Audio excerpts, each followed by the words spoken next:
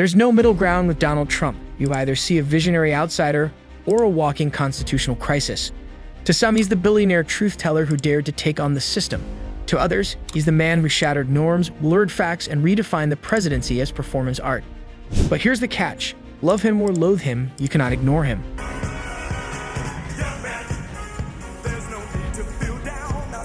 From a real estate heir to a reality TV mogul, from political novice to president of the United States, Trump's story reads like fiction. And yet, it's one of the most consequential political sagas of our time. Even after losing re-election, Trump has remained not just relevant, but dominant. He's no longer just a former president. He is, for many, a movement. For others, a menace. But is this meteoric influence the result of brilliance or just chaos amplified? Let's dig deeper. Origin story built on branding. Donald John Trump was born into wealth. His father, Fred Trump, was a successful real estate developer. But while Fred built homes, Donald built a brand. He understood early that image was power. By the early 1980s, at just 36 years old, Trump had managed to land on the very first Forbes 400 list. Behind closed doors, it's said he manipulated the numbers, exaggerated his worth, and pushed PR like a seasoned spin doctor. He plastered the Trump name on towers, casinos, board games, vodka, steaks, airlines, even a defunct university. And when The Apprentice hit television, he became more than just a businessman. He was a cultural icon. "You're fired" became a catchphrase, and Trump became a symbol of decisiveness, dominance, and unapologetic ambition. But behind the curtain, there were 6 bankruptcies, more than 3,500 lawsuits, unpaid contractors, failed ventures, and still he remained seemingly untouchable. How? Because Trump didn't just sell products, he sold perception. If you repeat something boldly, constantly, and loudly enough, it becomes truth to many. He crafted his image through a relentless pursuit of media exposure, understanding the power of television and headlines long before the digital age transformed branding. Trump controlled his narrative by staying in the news, be it through controversies, tabloid drama, or celebrity feuds. This constant presence built familiarity, and in branding, familiarity is gold. As Trump once said, "Good publicity is preferable to bad," but from a bottom-line perspective, bad publicity is sometimes better than no publicity at all. The political pivot. In 2015, few took him seriously when he rode down a golden escalator to announce his presidential run. The world laughed. By November 2016, he was president.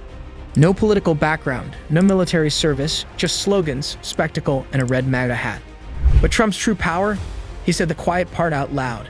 He called immigrants rapists, promised Muslim bans, mocked a disabled reporter, questioned the heroism of POWs, and instead of ending his campaign, each outburst gained traction.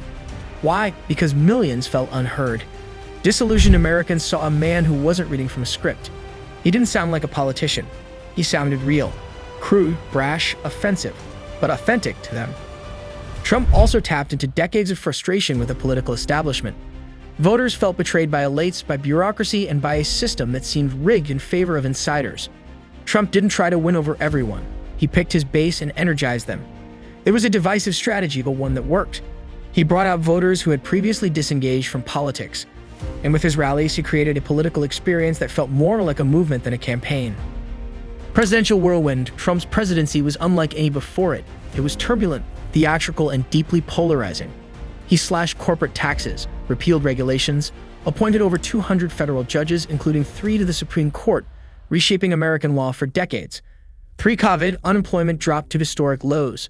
The stock market surged.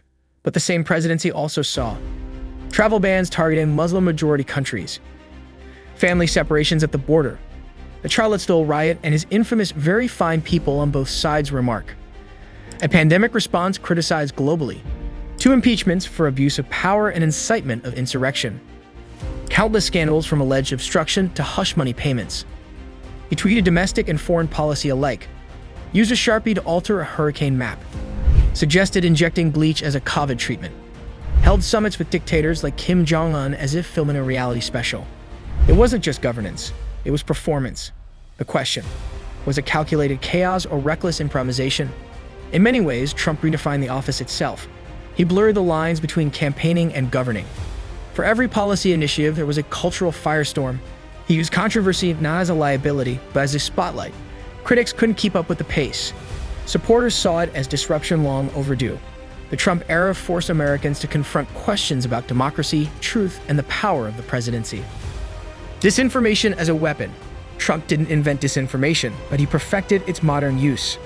Over 30,000 false or misleading claims were logged during his presidency by the Washington Post. The most damaging? The election was stolen. That lie culminated in January 6, 2021. Rioters stormed the Capitol. 5 people died. Elected officials fled for their lives. For the first time, a Confederate flag was carried through the halls of Congress. And Trump, he told the rioters, "We love you. You're very special." He was impeached again, yet not convicted. His base, unshaken. Trump weaponized doubt. He didn't just challenge facts, he made them subjective. With cries of fake news and deep state, he undermined traditional institutions and discredited watchdogs. This strategy eroded public trust not just in him, but in the very pillars of governance and journalism. His influence over conservative media gave him an echo chamber. Outlets amplified his claims, shaping public opinion in ways fact-checkers struggled to counter. In the age of algorithm-driven news feeds, Trump's falsehoods traveled faster and farther than corrections ever could. 91 felony counts and rising in the polls. Today, Trump faces 91 felony charges across multiple indictments. Alleged hush money to a porn star, election interference in Georgia, hoarding classified documents, obstruction of justice. In any other era, this might disqualify a candidate.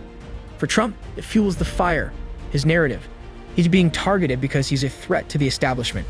His campaign is not just about the presidency. It's personal. It's revenge. It's a sequel.